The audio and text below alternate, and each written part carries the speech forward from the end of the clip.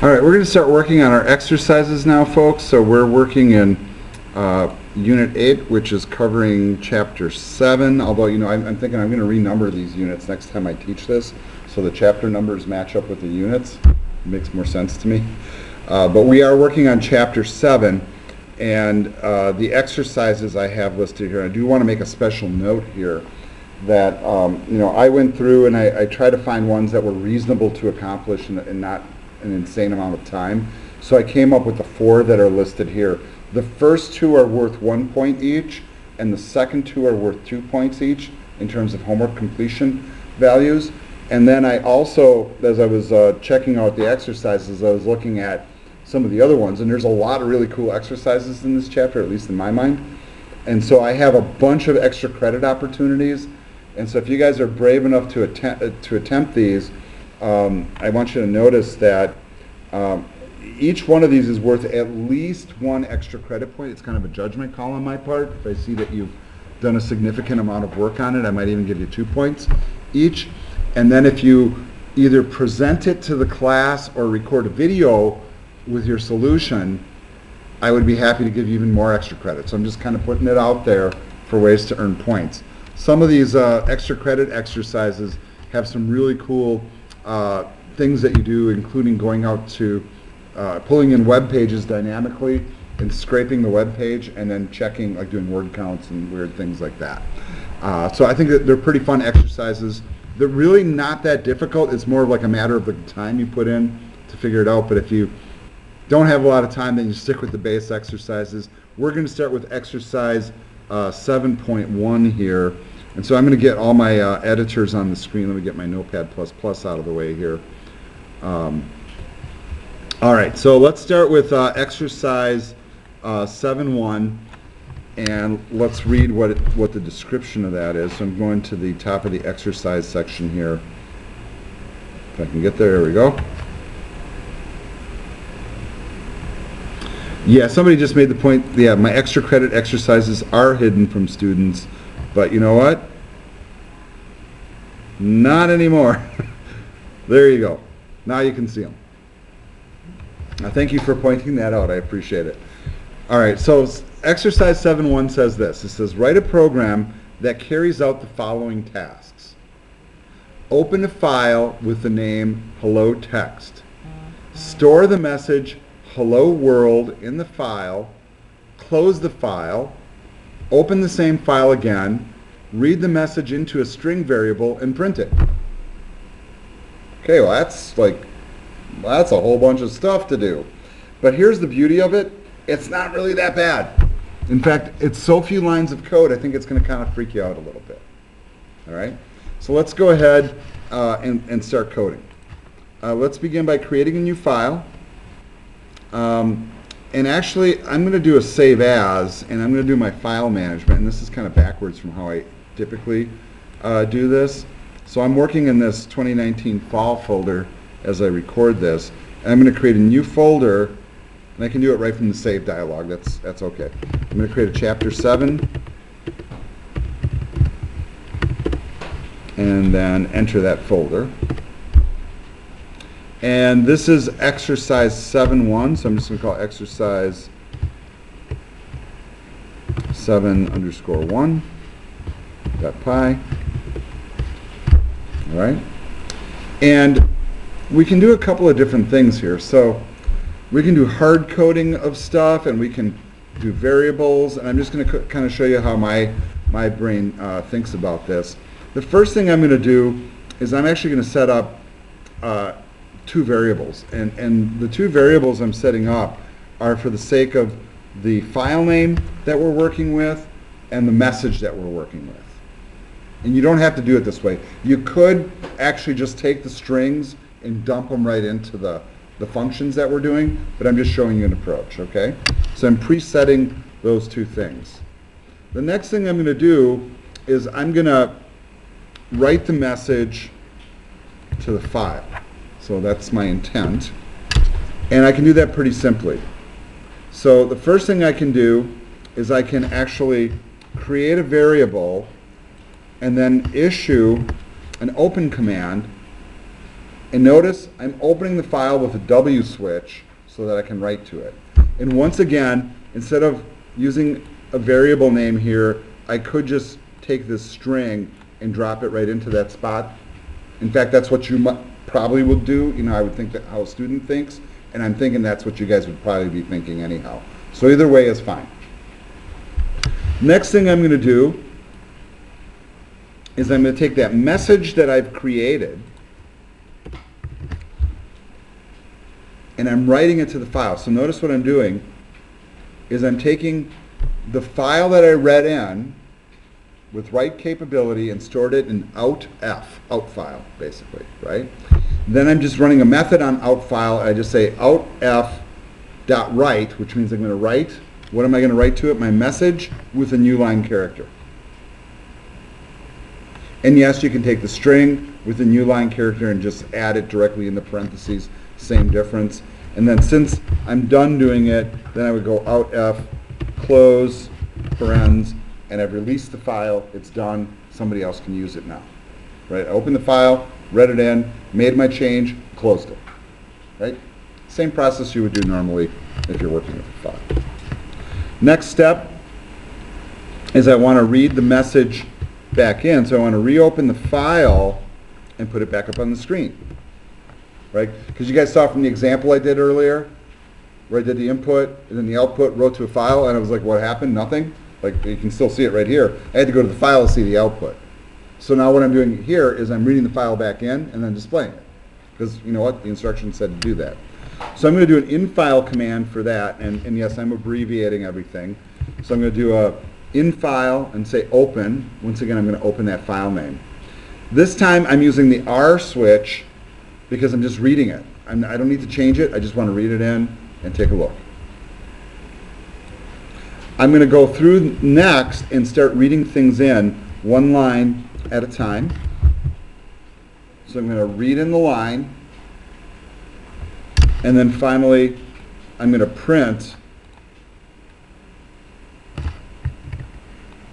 what I just read in. So I'm going to do it like this. The file contained, and here's the message. Pretty simple. So I'm going to go ahead and do a save on this, and I will note that I'm working in my own folder here, right? And I know that I don't have a file called hello text there. So is this going to create an exception right off the bat? I want you to think about that in your head before I hit the run button. Yeah, the path is not going to be correct. Yeah, let's go ahead and run it. And this is kind of a telltale thing, right? The file contained, oh wait, it worked.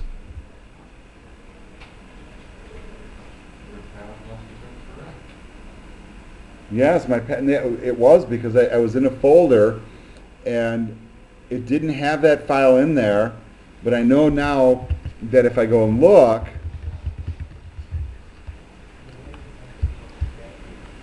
and here I'll bring my folder over.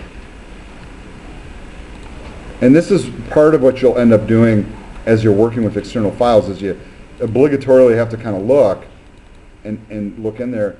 Now, when was that created? Yeah, just now, if you look at my clock. So it opened up a file for writing, and since it wasn't there, it created it. It wrote it, and then I opened it up again and pulled the line out, and it wrote the message.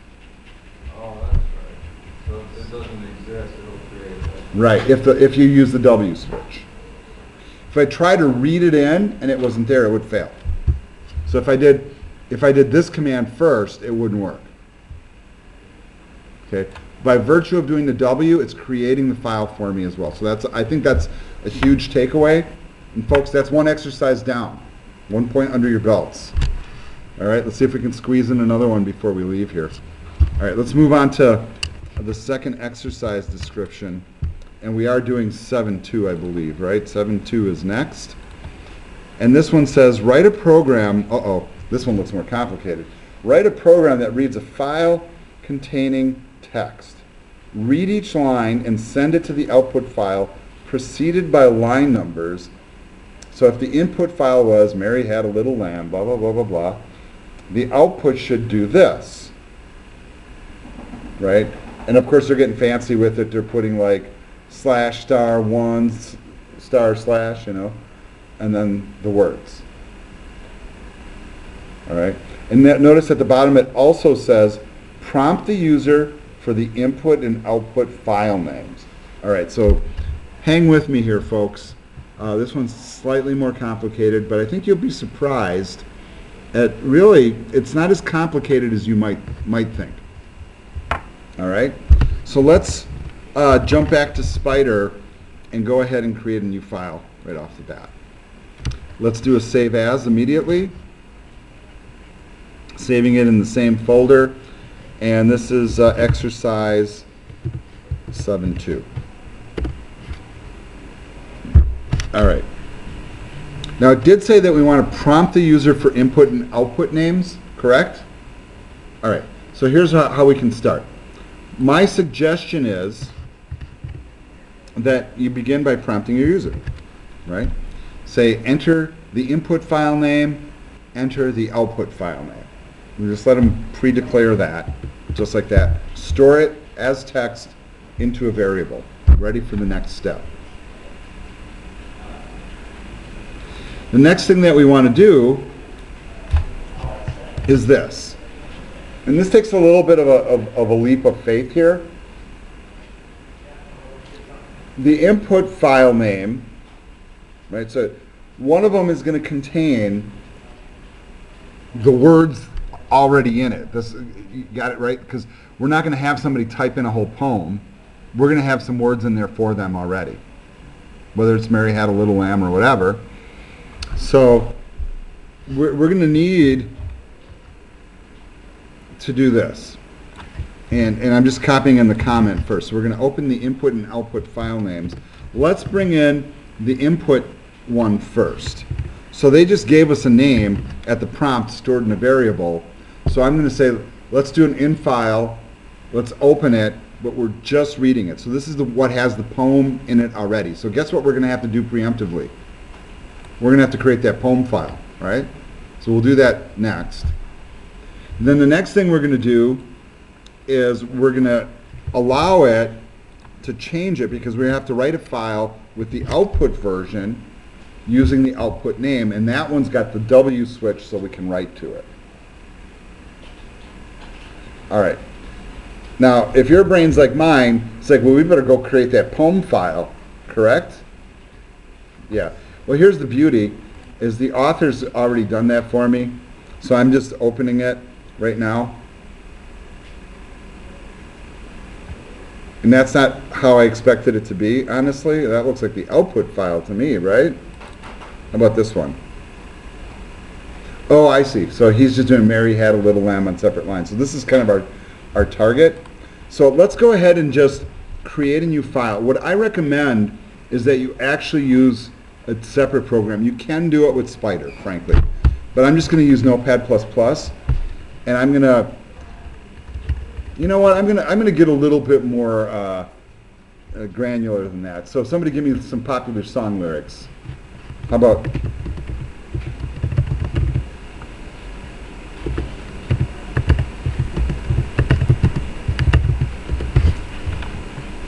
Does that work? Cheesy but effective, right? How many times did they do it? She loves you, yeah, yeah, yeah. She loves you, yeah, yeah, yeah. She loves you, yeah, yeah, yeah. Yeah. something like that. Let's just say, yeah. All right, so let's go ahead and do a save as on this, and I want to get it into that same folder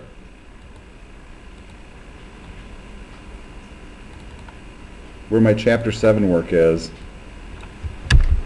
And what do we call this one?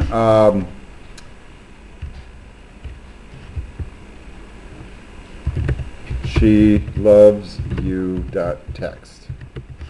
Simple enough? And then I'm just going to go ahead and choose save. All right. I'm going to move that out of the way. We don't need that anymore because we know the file is created now. And now when I write, it doesn't matter what the output is because they're going to give us a name or writing to a separate file. Okay? Now we need to do the processing. So we're going to need to read in the lines from the input file one at a time and save them to a new file with line numbers. So since we're going to be putting in line numbers, my brain goes here right away. It's like, well, I need to keep track of the numbers, so let's preset the first line to be number 1. Right? So I'm going to put that in a variable, which I can then increment every time. Now, I can increment every time. It also implies, hey, you know what? It might be good to kind of use a loop for this, because this is kind of a repetitive process. So I'm going to do this. I'm going to say for line in the in file, for each line in the in file, we're going to write to the output file. So we're going to do output or out file write. And then I have a statement already prepared here to save me some typing. That's going to look like this. So we're going to put in asterisks, right? We're going to concatenate to it this, convert it to a string, the number that we're currently on, the number of the line we're currently on. We're going to close the star slash, and then we're going to actually put the line of text on the screen. Okay? And then every time I do that, I'm going to increment number by 1. So I'm going to say number equals number plus 1. And we just keep doing it until all the lines are done. Next thing that's smart to do is close the files. So I will say in file close, out file close,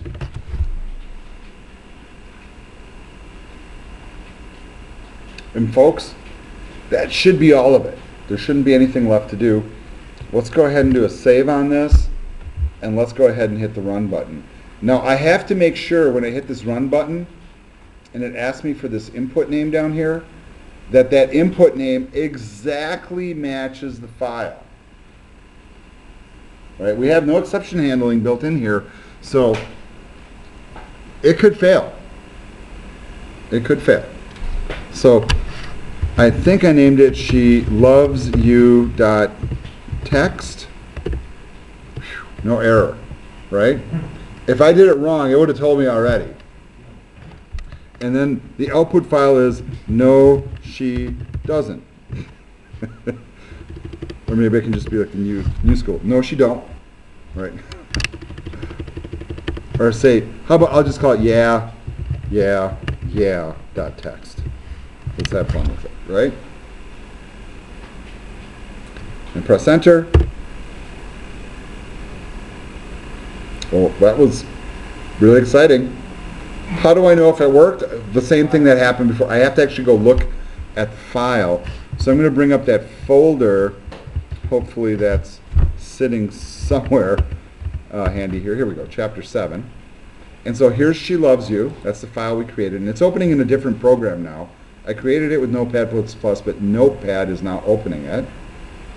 And there it is. And then there's the output file. I didn't create that manually. The program did. Let's look at the output, and there it is with line numbers put in. Pretty darn cool. Not the most exciting thing, but pretty darn cool.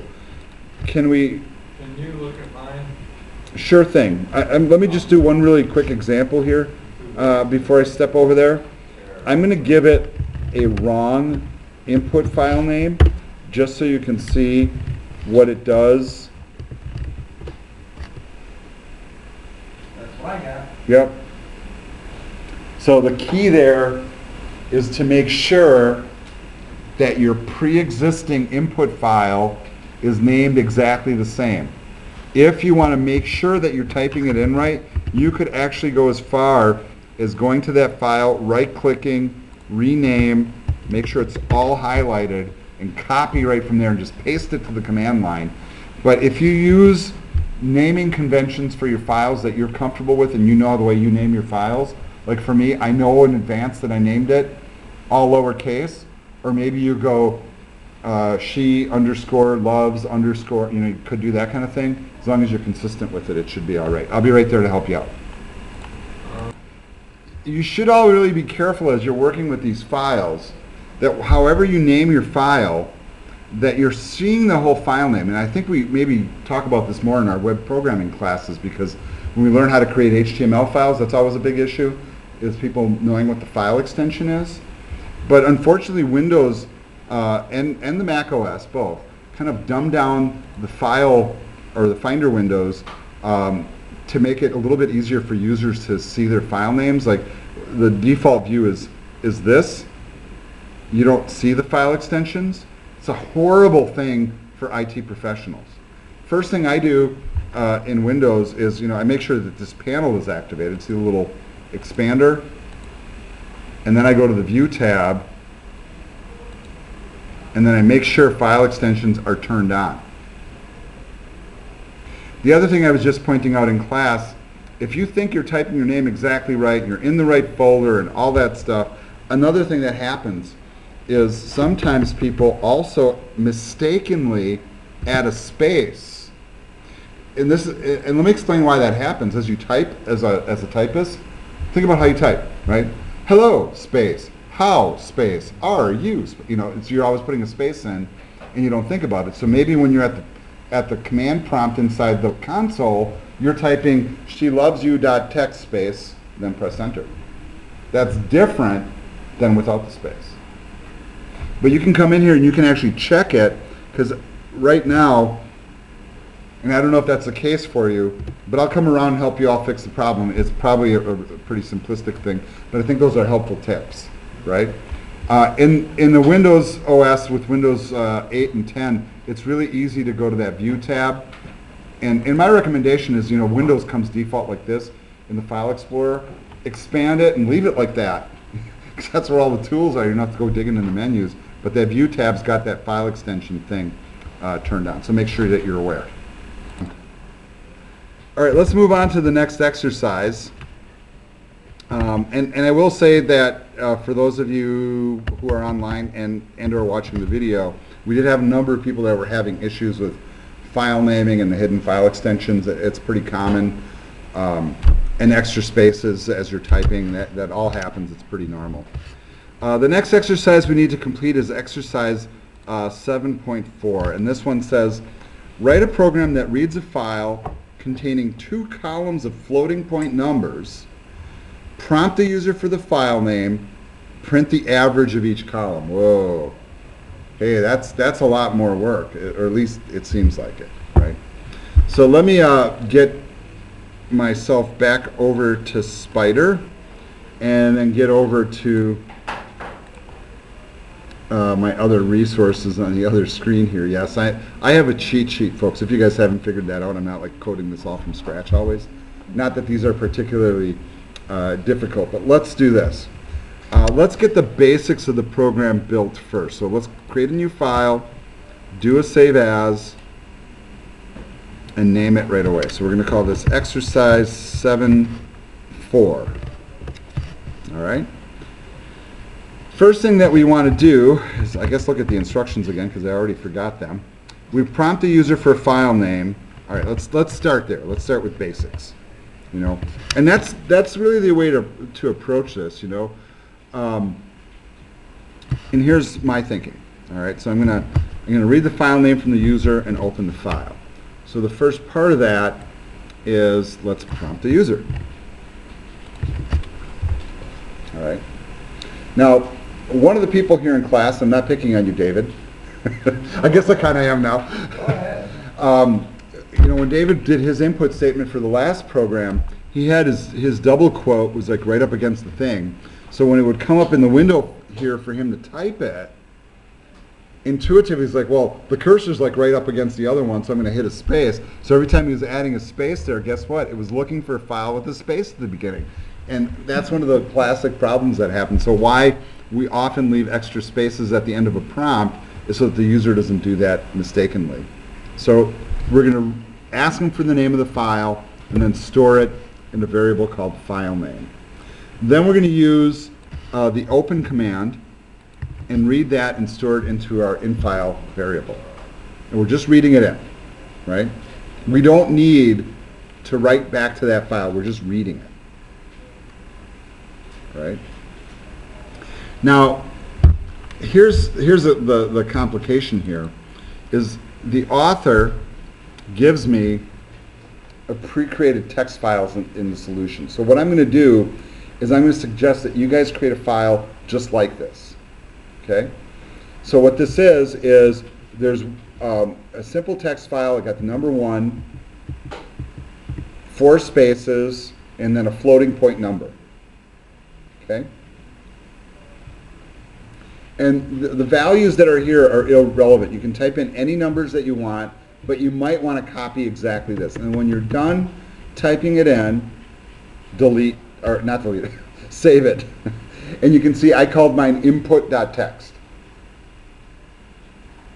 And you know what? I don't know if this is really wise or not, because did I have another file called that? And see, here's where the conundrums come in. So this is my current working folder for chapter 7, and you know what? I don't have one called that. So I am going to copy that file from the author and then paste it into my folder, wherever that, okay, jump back to the other screen. Of course, when you're trying to work fast, that's when things go wrong, right? So I'm just going to paste that in here. So I have that file available. So when the program runs, it says enter the input file name. I'm going to say input.txt. That's going to be my entry. All right? Next thing that we need to do is now we need to kind of read through or parse through the file and organize things.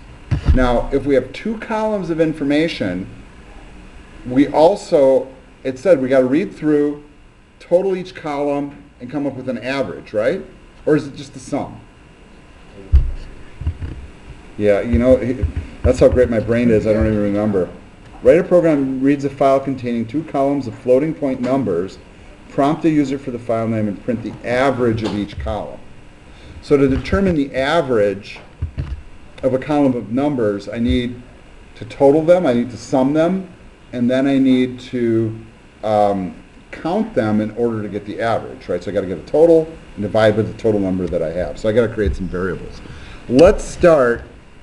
So this is kind of our grand goal. We're going to read the lines from the file and average them. I'm going to start by creating a counter. That's what makes sense to me. So we have to keep count. So let's just create a thing called count and set it to 0 to start with. We're also going to have 2 totals, right? So I'm going to have total for 1 column, total for the second column. So I got total 1 and total 2.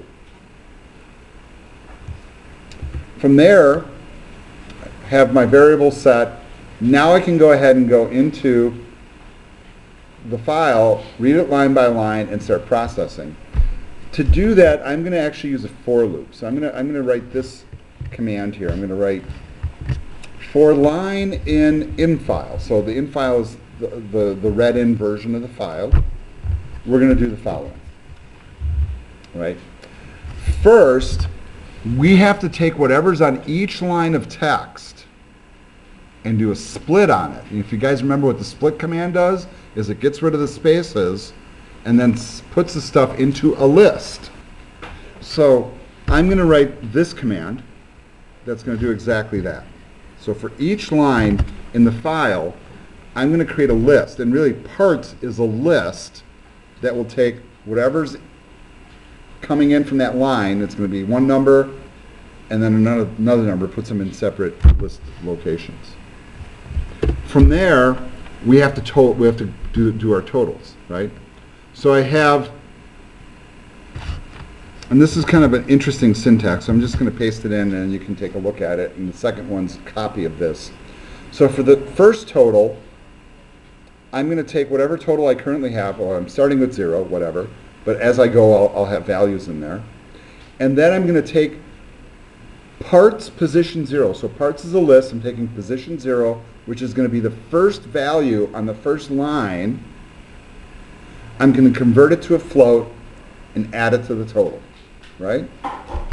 The second one is basically the same thing. I'm just doing it from the next list position over, position 1. And that's going into the second total.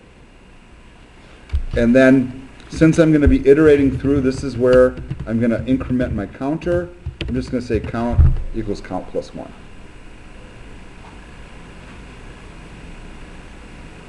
So now I have the loop that's doing the processing. And believe it or not, that's the majority of the code already. It's almost too simple. The reason it's so simple, folks, is because of that split command. Because it goes into, remember what the split does, is it looks at this file, reads it one line at a time, right? So this is one line. It wants you to split the line up, and what that does is it ignores the spaces, takes the first thing it finds, and it puts it into a list position. Takes the next thing on the line that it finds, and puts it in the second list position. So if I had 20 things on that line, Just gonna ask you about that, like 20 items. yeah, we create a list of 20. So ramping this up to total 20 columns is just adding that many more variables. Sure. That's all it would take. Total 1, total 2. Right. We had another one, we could create total 3. Right. And then when we go back and we look at this like world population problem, remember this? Oh, you guys aren't seeing it. Okay. Yeah, see, I'm looking at screen number 2. Remember this? Yeah. Yeah. Now you remember. So we could process this in very much the same way. We could actually have it read this all in, and it would go into four things, right? Yeah. And then we ignore the first thing. Doesn't matter. We read in the country. We read in the population.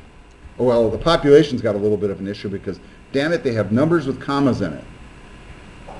So there's another way you'd have to go in and you'd have to strip out of that number. See what the process would be? So it's not really functionally that hard. It's just a matter of just kind of thinking through it is really a good way to look at it. All right, let me get this out of the way again. All right. So the next thing that we have to do, I mean, that's all the processing loop-wise. Then we just have to close the file. So we're just going to take the in file, do a close, make sure you don't forget your parens, and then we're going to do our output. In the output, we're going to be really clever. And yes, I can do the math to do the average separately and then feed it in with a variable. But notice what the author did in this situation. Snippet of text, the averages are, he puts in the number formatting, and then he feeds in 2 arguments where he just takes the total and the count. I mean, he's just doing the math right here on the fly. See that?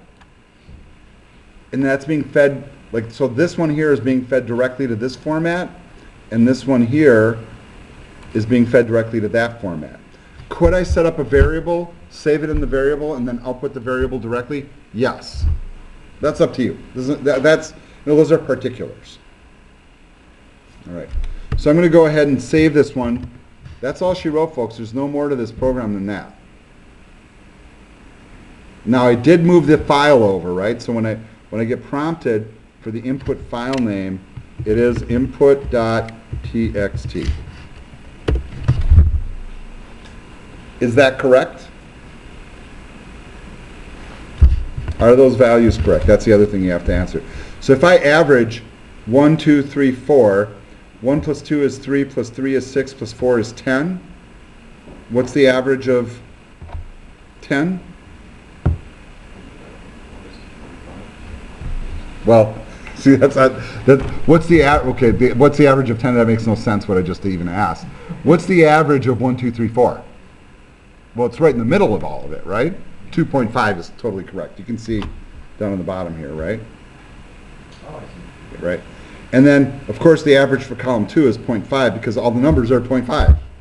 Okay, so we know it's working. That one wasn't so bad, was it? Heck, let's do the last one while we're at it, and that way we can call it a week, right?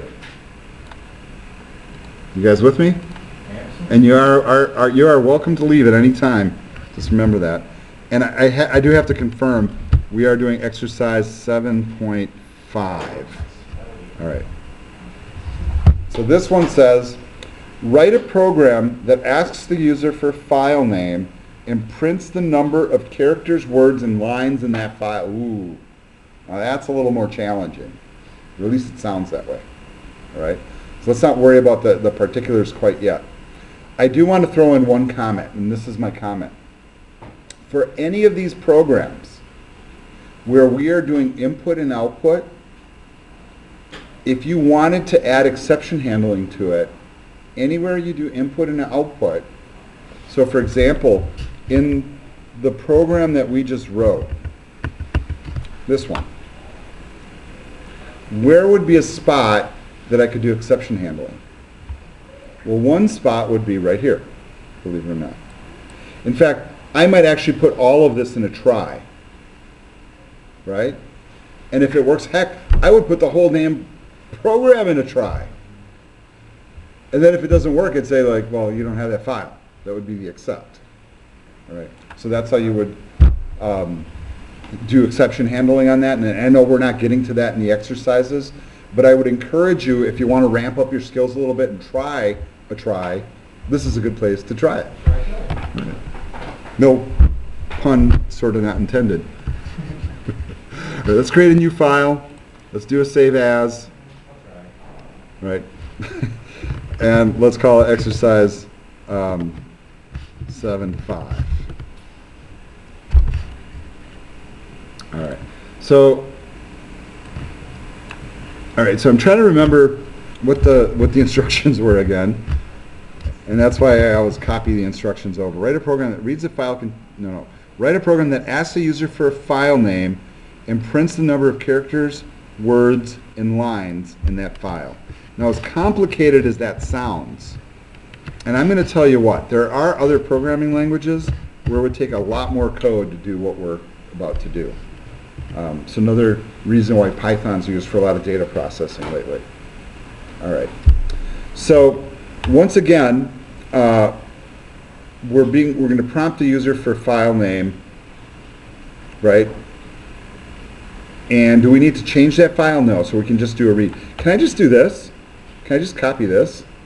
Yeah, why not? Same thing, starting off. 2 lines of code I didn't have to type. Works for me. All right. Next thing. Now we got to do the counts, right? So if we're going to do the counts, maybe, just maybe, we want to go ahead, not maybe, definitely, we want to set up some variables to keep track of the count. So we want to count how many characters, we want to count how many words, and we want to count how many lines. So let's store that. Every time we do a count, we'll increment each one of these variables. We start them all at 0. Characters, words, and lines. Next, we need to do the loop processing to actually start going through each line of a file. So, for example, I would say for line in file. You know, we're going to increment all of these, right? So maybe it would be really smart to just take these and copy them in here like this. Yeah, you guys might say, are you sure you want to do that? Yeah. Well, what I'm going to do is I'm going to change what's on the other side of the equal sign. So what I'm going to do with characters is for every time we read through a line, I'm going to check the length of the line. Because you know what? That's going to tell me how many characters there are, including spaces. They didn't say to omit spaces, did they? No, space is a character, folks. All right. Very much the same way, we're going to look at, once again, and this is kind of interesting, the length of the line. However, the line split, right? Because what does split do? Splits it off. Right. So as I split them, it's going to create separate entities, and then all I have to do is count the length of those, and that will give me the amount to any. So that'll count the number of words. Interestingly, every time this loop runs, it's because it's processing a different line. So all I have to do to determine the number of lines is just increment it each time. You know what? That's all she wrote, folks. That's kind of the whole thing. So all you have to do now is run a close command, right? And then do the output. So the output that I have generated here is this. But I'm going to give you like one little tip that what might actually work better for this is to put all of these on a separate line. So I might actually prefer that it's set up like this. Oh, and see, I'm putting the split in the wrong spot. So here, I'm kind of orchestrating mine a little differently, I guess is what I'm saying. So print characters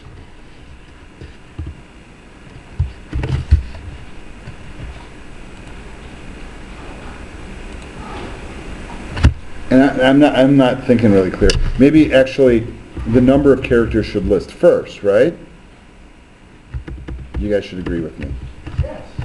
Thank you. So really we're going to say the file contains, 10 characters, right? See where I'm going with it? So many words.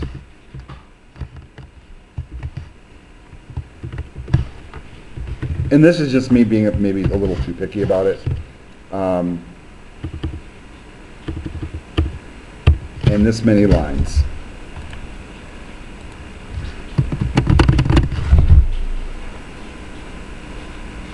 And heck, let's even do a line break in there. Extra line break. All right, saving it and hitting the run button, folks. What's our input file name? Oh no, mind blown, I didn't even think about that in advance, but you know what? We're in a folder where we already have stuff created, right? I can just put She Loves You in there.